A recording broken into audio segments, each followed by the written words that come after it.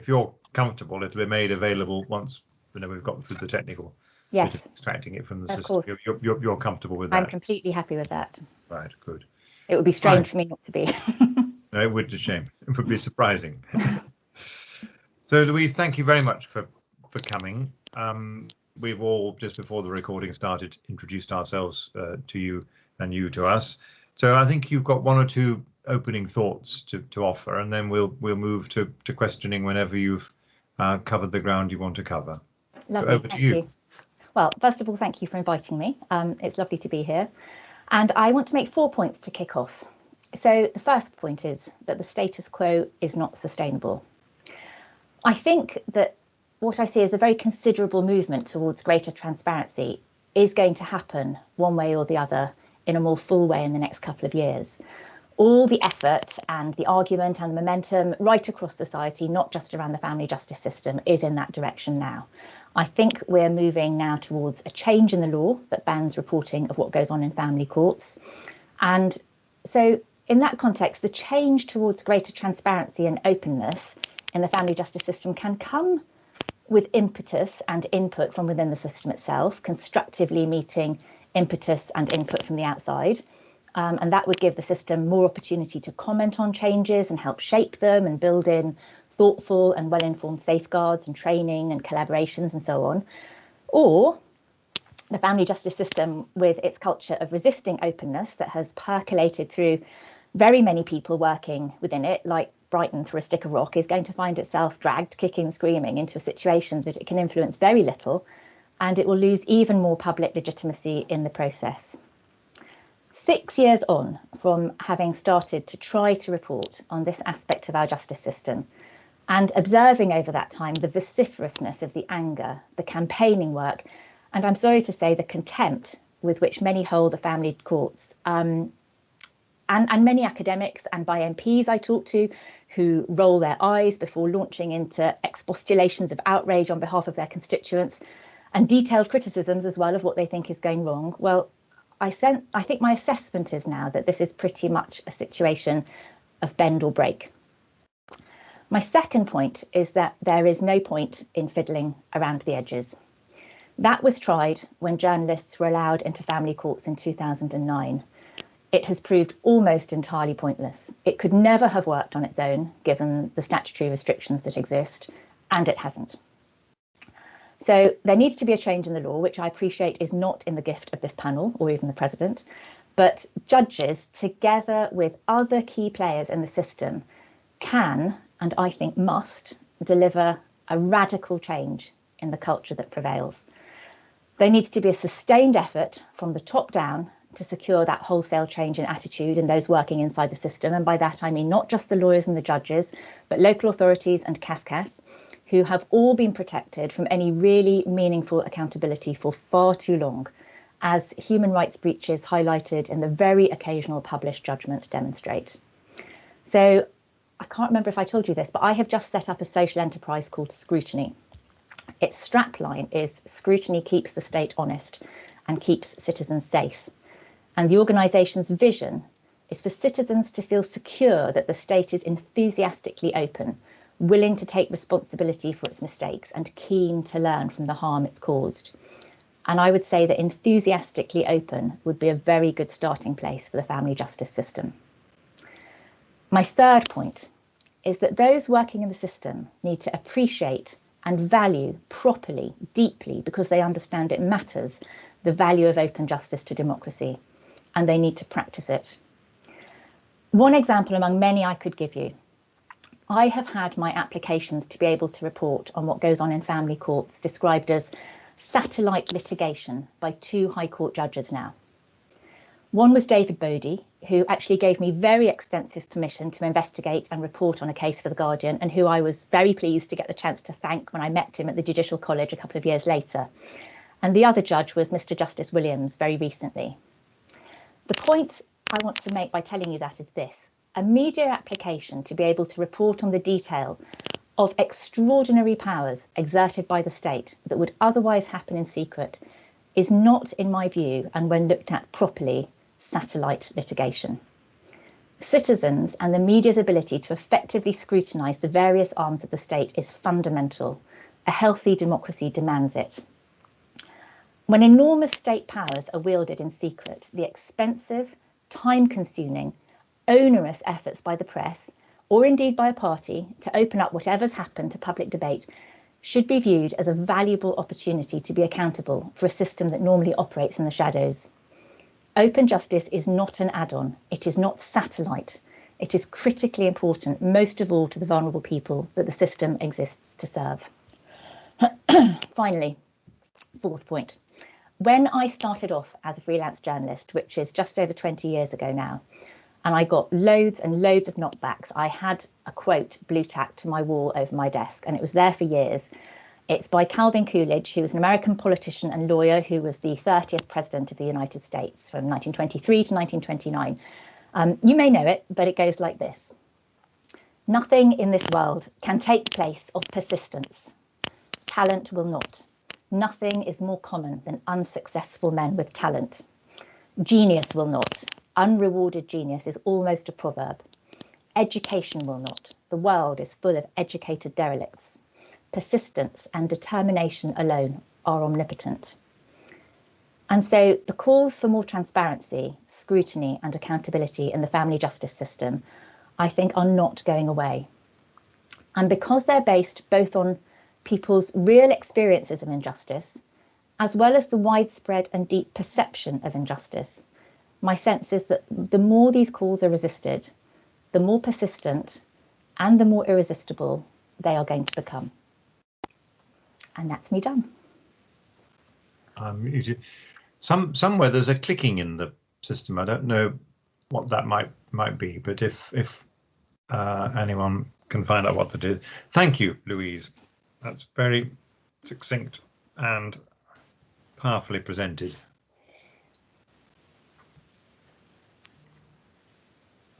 Right. So in terms of the status quo not being sustainable, I just spotted Nicola's hand up, but I'd started speaking. I'll carry on. The status quo, that includes what you described as the fiddling around the edges of the situation that we've got now. It would help me to understand what it is that you think should replace the status quo. How far should we go? Should the family court simply be as open as the criminal court is, or should there be some restrictions? Should reporters be allowed in but no one else? I hear loud and clear your message, but what is it you think that we ought to be doing to replace the status quo? Well, I have wrestled with this, and although in lots of ways it would be really valuable for the family courts to be completely open, and of course the Court of Protection now sits in public. There is one High Court judge who I understand, and has told me himself, in fact, in the Pret, opposite the Royal Courts of Justice, always sits in public. And I said, care cases too? And he said, yes, care cases too. Mm-hmm.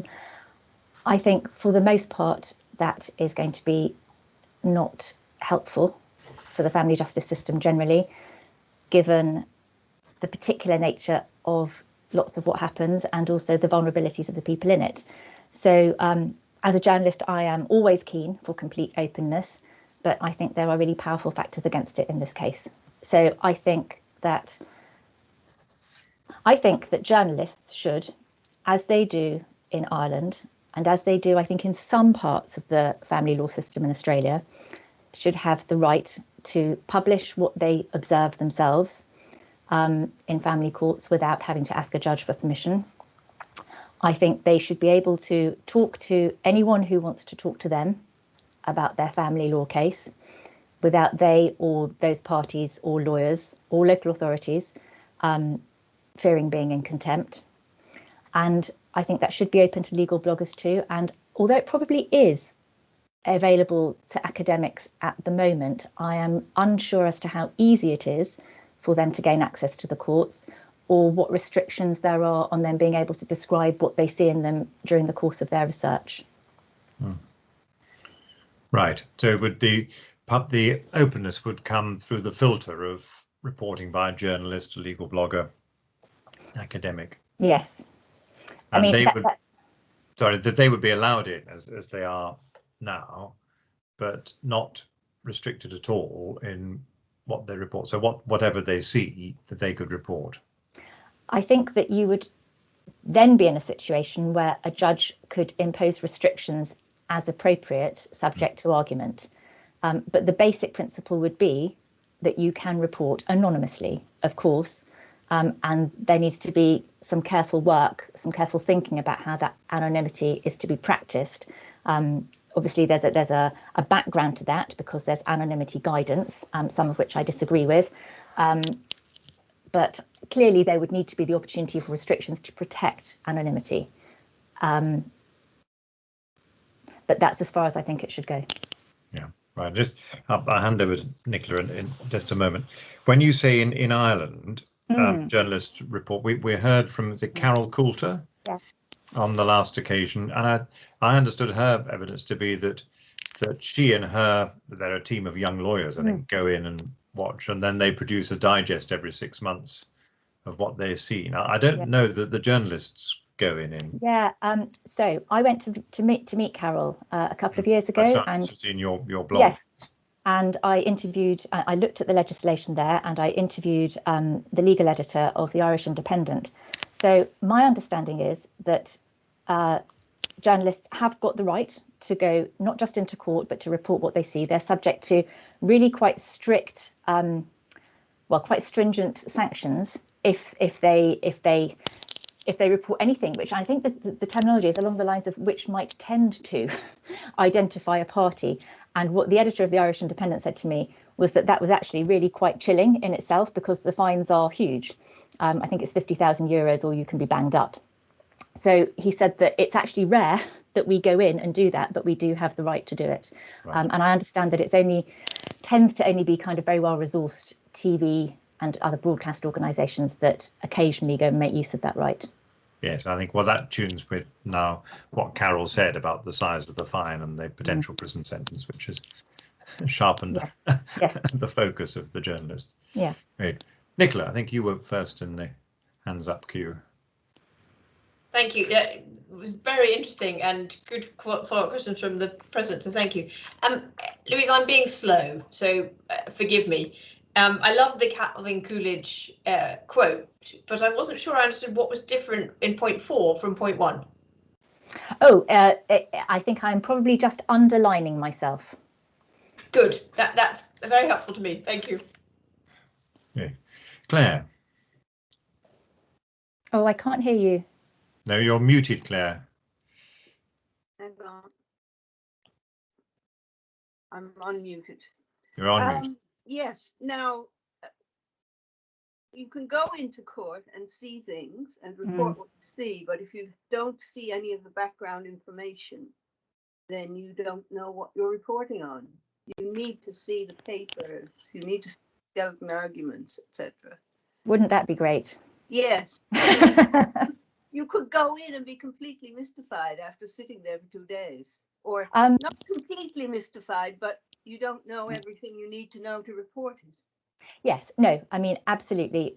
One needs as much of the paperwork as the parties are willing to give you. I think that basic skeleton arguments, a case summary, and a case summary should be given to you. And I don't think for accredited journalists or legal bloggers or academics, if they were to have the same right as us to go in, I think we could be trusted not to publish that information, because it is really onerous to ask. And I know this from my own experience of having to anonymise things, court documents. It is really onerous to be asked to anonymise those documents. But I think, yeah, absolutely. For instance, I regularly ask for skeleton arguments and did so for an appeal court case last week. I got them at the very last minute, one kind of 10 o'clock at night, the night before. I was meant to be live tweeting that case the next day, and it is very difficult without those documents. You do need them to be able to make an informed comment. I mean, of course, the kind of journalism I do tends not to be straight court reporting. The kind of journalism I do is much more kind of investigative background features type long read investigations. And you need it for that as well, but you have more time. But it needs to be, all of that stuff needs to be available and as far in advance as possible without the resistance that I constantly come up against, or people being very nervous actually of giving you those documents and having to apply to the court, and then the court being very busy and not having time to get to decide whether or not a journalist can have it until, as we saw last week, the last minute. Can I help those of you who are not so familiar that going back 30 years, there weren't any skeleton arguments or summaries, and the journalist would sit in court and, like the judge, they'd hear the lawyer spout an account of what the case was all about, and they'd write it down and they'd report it. Now, in advance, parties put in their argument as a skeleton argument on paper, and often there's an opening summary which is submitted on paper to the judge, so that's taken as read.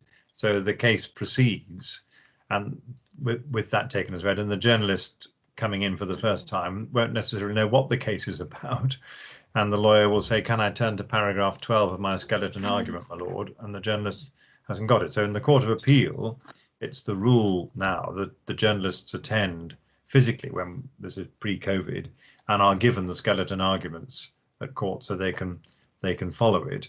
Where we're scratching towards practicing COVID now is getting those out in advance in the Court of Appeal. But what you're saying is that it ought to be the norm that journalists are given that background information, and it's given to them not to be able to cut and paste and report skeleton arguments. It's given to them to help them understand what then unfolds during the oral court hearing. And because if you don't understand the background, you can very easily misreport something. Yes, or you waste intellectual time during the hearing wondering what on earth it's about, when you should be listening, or when you want to be listening to what's actually going on live in front of you. I have had the odd judge ask the barristers to very quickly sum up what their case is about when I've turned up. That's been helpful. Well, we heard from Celia Kitzinger, who, as you know, has been working with the Court of Protection, and she says because observers are now coming in on a regular basis to the Court of Protection, the custom has developed of the barrister giving a short opening summary to the court, so the journalists and the public can hear it before the case starts. It's going back to what we did before, but for a different reason, and they're shorter summaries. So that would be perfectly possible. But my experience is that journalists, very, very much, there's very few exceptions, take the skeleton arguments and don't publish them, but do use them as just as background material in the way I've described. Anthony. Yes, thanks, Andrew, and thanks, Louise. My line of not so much questioning but discussion is about transparency for a purpose. So although transparency, as you say, is the direction of travel in wider society, then if something is brought to light as a result, it must be true that something is done about it. One would hope so. With everything else we do, we have either learning programs, action plans. Things change, or at least they should. So I guess my line is to look at, for the children and families themselves, and the issues that might be public interest issues that come up, what might the mechanism be for introducing the change that might be necessary? Because we've tended to talk mostly about the reporting, not the outcomes of the reporting. I suppose I come at this from the perspective of the person who does the exposition of the problem, but the media is not there to provide the solution. So when there is, when there is an investigation into appalling practice in the NHS, the media's role in that is to investigate, to publicise, to give a platform to people who might have ideas for how to do the follow-up and how to do the work.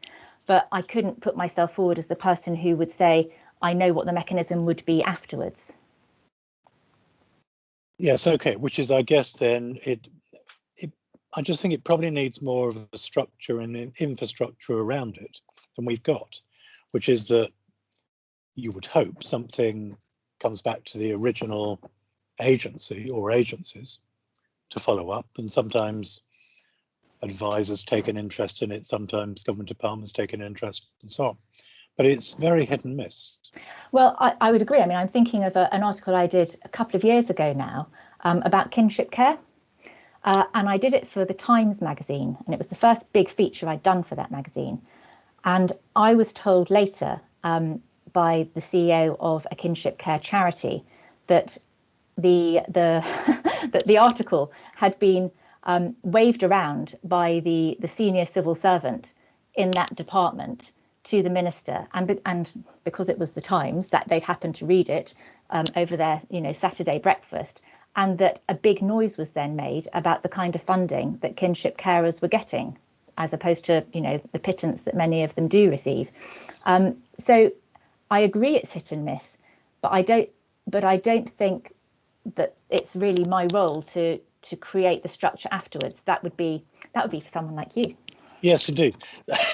So I would guess then the answer is possibly, well, the more transparency, the more the likelihood of follow-up and action, because of shining a light on it, even if that isn't shining a light in a particular direction. But as you say, well, people pick things up. But only don't forget your article I read, because it was in the Weekend Times magazine.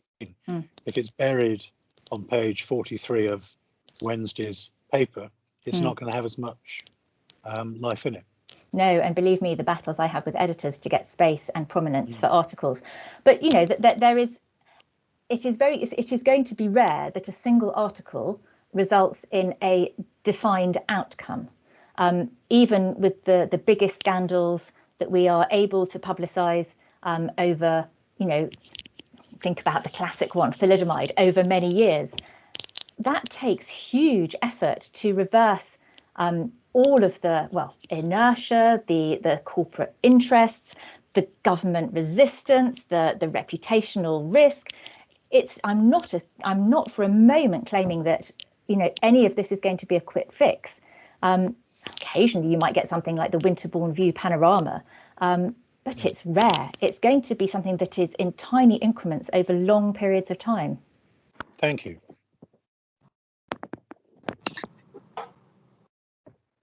So you're on mute. Yeah, I am. Yeah, thank you very much, Louise, for presenting so clearly your point of view. You mentioned the term radical change, and it would help me to understand, maybe in bullet points, what are the kind of, in headlines, what are the radical changes that are required from your point of view?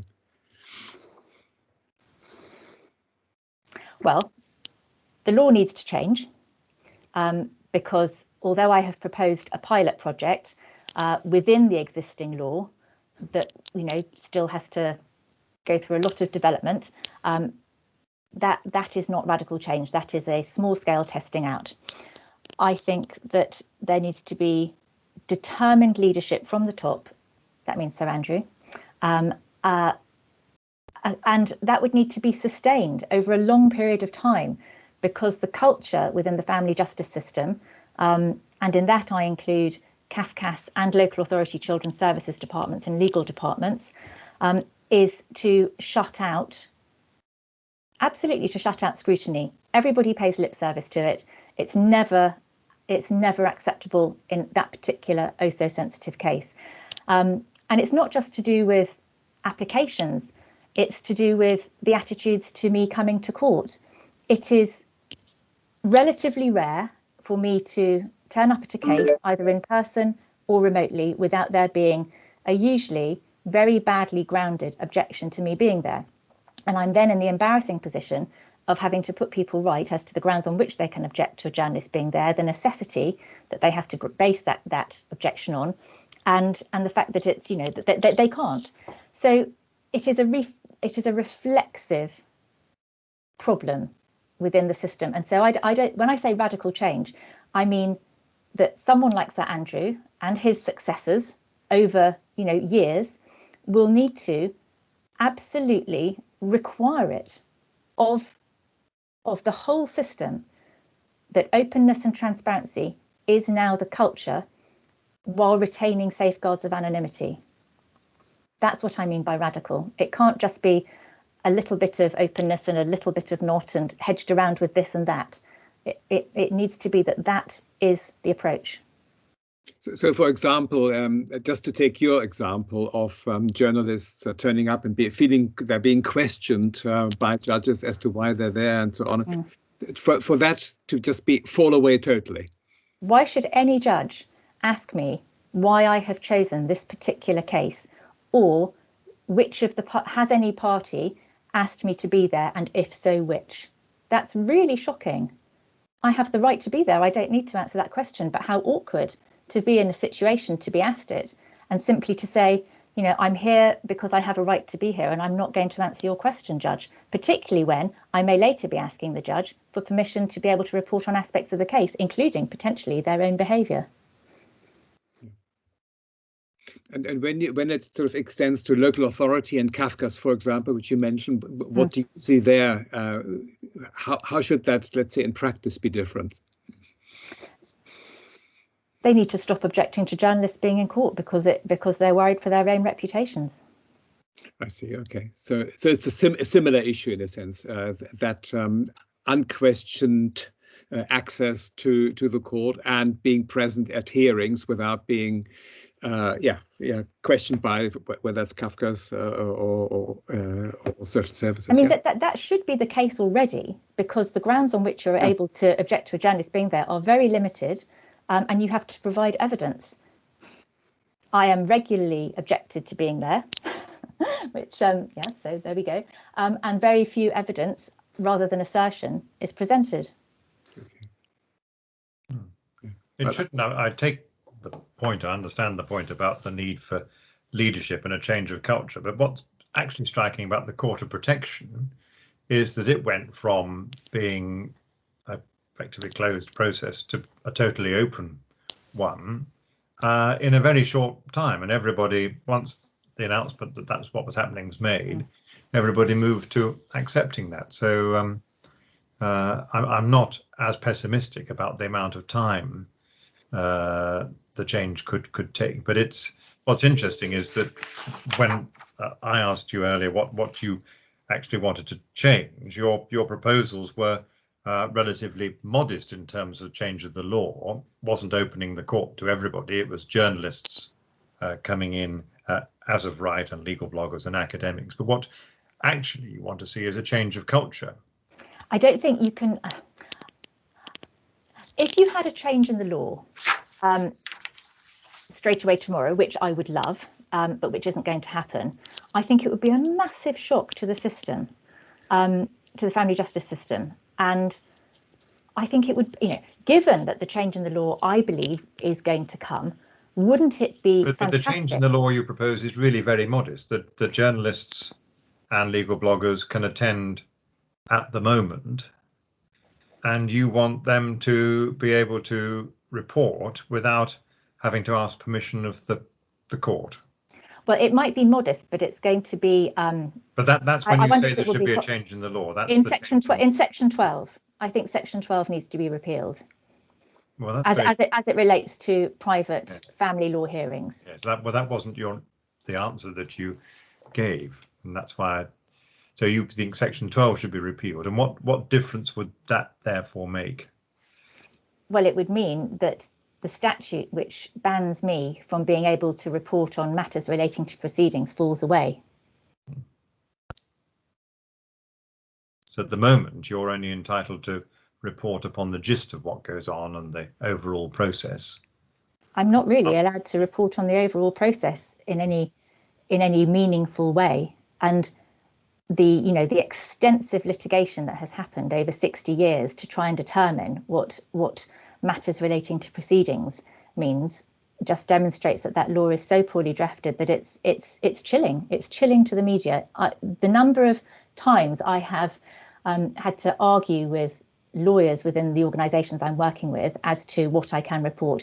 Even on one occasion when I expressly told them the judge had given me oral permission in one case to report, and all of the detail was subsequently expunged from my report because people were too nervous. Yeah, thank you.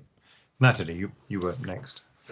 Yes, Louise, I don't come from a family justice background, and I come from a human rights background, and I totally get all the stuff about scrutiny and scrutiny of all the players, judges and so on. But I want to pick up on Claire's point and just try and think a bit about the practicalities, because I get to stage one and think this is all easy, and then I get stage one and it becomes very complicated. So think about childcare cases. We've heard a lot about the Court of Protection being open, and the Court of Appeal, you get skeletons. But the reality of those courts is very different from a first instance court doing a childcare case. So Court of Appeal doesn't usually grapple with evidence. It's unlikely to be looking at the detail of the background reports. Court of Protection, it's about one person who themselves doesn't have capacity, and it's relatively easy to anonymise. Childcare cases, the scenario I'm looking at is a parent comes to you and says, this is a total travesty, complete miscarriage of justice, it's all an outrage. And on the face of it, that may be right. But the truth may be buried in a lot of very detailed, incredibly sensitive reports that may well and often will impact on third parties as well, and impact really, really intrusively on third parties. Yeah. Now, if you don't have, this is where Claire's point comes in. If you don't have all that, it's easy enough for the barrister to give a 5-minute potted. This is a case about little Johnny being taken away from his parents because of sexual abuse by the father. Yeah. Easy to give the potted summary. Doesn't begin to say what's going on in the background. And if you only get the dad or the mum's report, you get a totally skewed thing. But if you start getting the background papers, then that opens up all sorts of really complicated cans of worms, which include third parties who would be, even with any level of anonymisation, you know, I've got one of these cases at the moment, they just don't want the intimate details of their sexual life told to journalists in any circumstances. And although I can see that there's some bigger point about democracy, if I'm a child who's not even subject to the proceedings, and I'm told that the journalists are going to get this information, I'm going to be massively unhappy about that. And I find that really quite a difficult circle to square, to ensure the journalist has enough information to be able to give properly informed, balanced and accurate report without pushing a coach and horses through some really sensitive material. And I don't know where you see that balance being, because it doesn't seem to me it is an easy balance, and maybe it's always going to be a fact specific balance, but it's not. I just want your thoughts on that.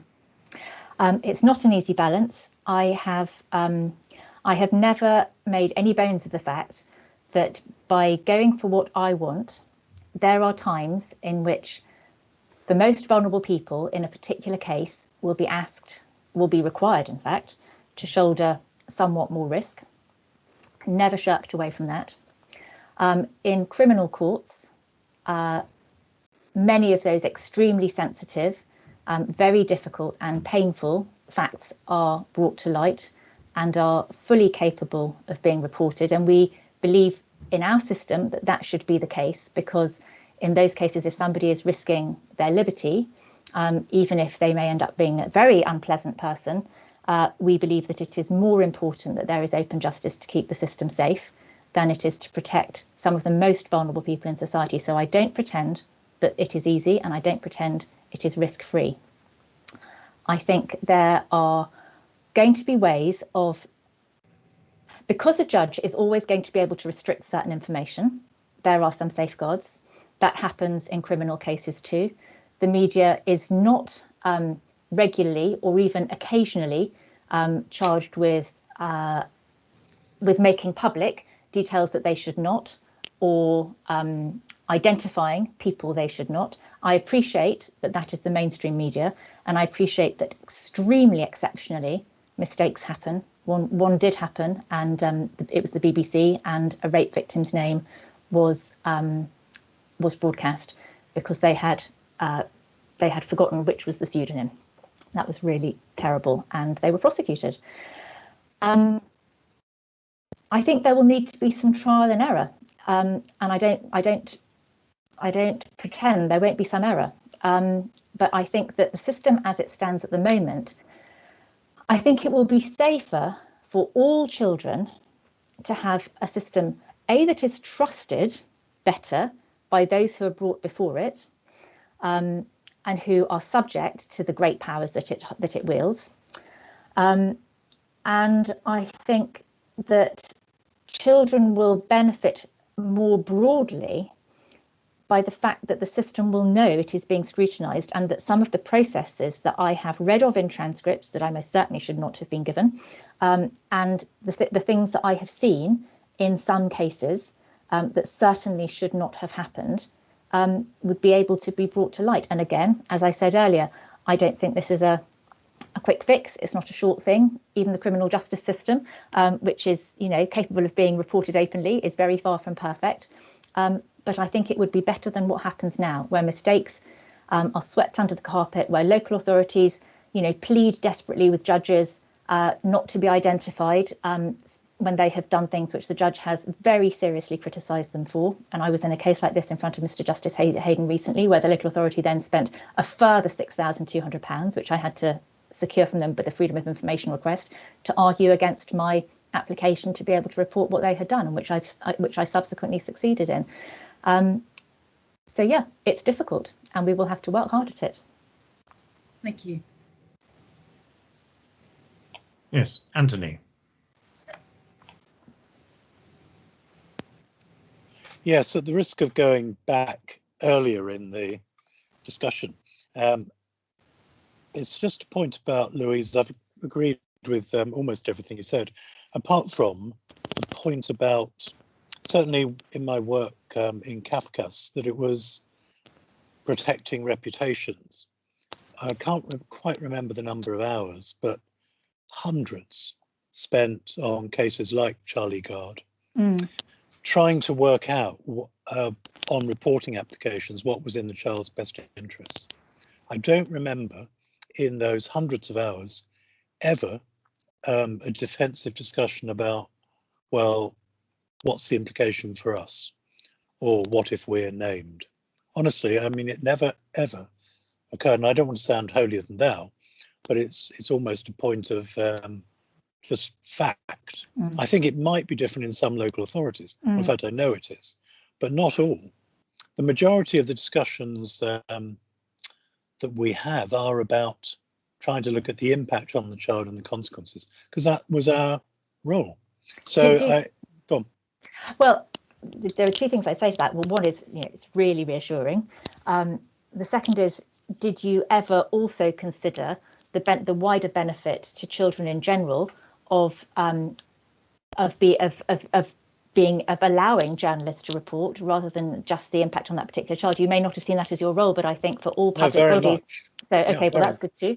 And I guess the second point I would make is that I have had in an application that I have made to be able to report something, the written skeleton argument came back from the local authority, specifically saying that their reputation was at risk, and it was going to be difficult for them to recruit social workers if this was publicised. It was only one of the legs of their argument, but it was absolutely blatant, and the judge completely took it down. So, that, I'm afraid, that reputation is a factor, and it's not the first time that's been argued. Yes, sometimes. Yeah. Okay. Yeah. Thank you. Can I ask a different matter, Louise? Part of the current status quo is that judges are encouraged to put their judgments up on Bailey, anonymised form. The data shows that that's fallen off in terms of the number of judgments, but assume that a fair number are being put up. Is that useful? Does that serve a purpose? It's very useful. It's very useful. It serves a purpose. It doesn't serve the whole purpose, because you are then seeing the judge's perspective, which is only one perspective. And what if the judge is the problem? But it's useful in the sense that, I'm assuming that journalists come and sit in, and it's either a targeted thing, a parent has got in touch with, or someone's got it, or it's a haphazard thing. But through the publication on Bailey, you're learning about cases you wouldn't otherwise. Oh yeah, know. absolutely. No. I mean, I think that is really useful. It's useful. We're likely to hear evidence that young people are astonished by the degree of graphic detail that these judgments, although they're anonymous, contain. And the last thing that they would think they would want if it was about them is for that to be out on the internet for everyone to see for all times.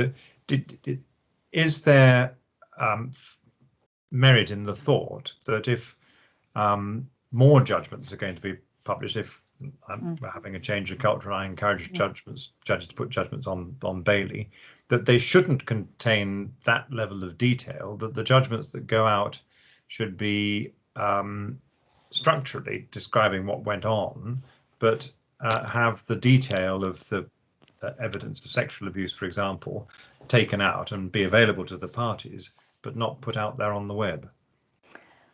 I mean, I have heard Peter Jackson in a panel discussion take great exception to the idea that he should be limited in what he is able to describe in his judgments, because he feels it is very important that the full import of what has happened to children is understood by society. Right. And I understand that point of view. I think it should be up to the judge, actually. Right. I do. I think it should be up to the individual judge. I don't love reading through judgments with lots of graphic detail. No. Much more worryingly is the idea that they might be searched for by people who take pleasure in it. It is important in a society which has denied for many decades the impact of what happens to children when they are sexually abused, to fully understand what some children are enduring and are put through. So I don't think that's, in an article, I would be very selective in what I would choose to describe, and have been very selective for years in what I describe about what people tell me. And I'm not talking about family court cases here. I'm talking about all sorts of stuff to do with domestic abuse and child sexual abuse, which I reported on for a bit around what happened in schools. No, I think there are times when it matters to know. No, that's a very helpful, thoughtful answer. Thank you. Nicola. This is a slightly different angle. We've heard from quite a lot of people that it's difficult to find a case or to track a case.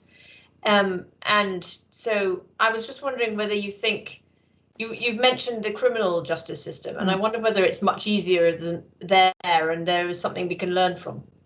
Do you know what? I don't know. I've never reported on criminal cases. I do know that the listing system is an absolute maze.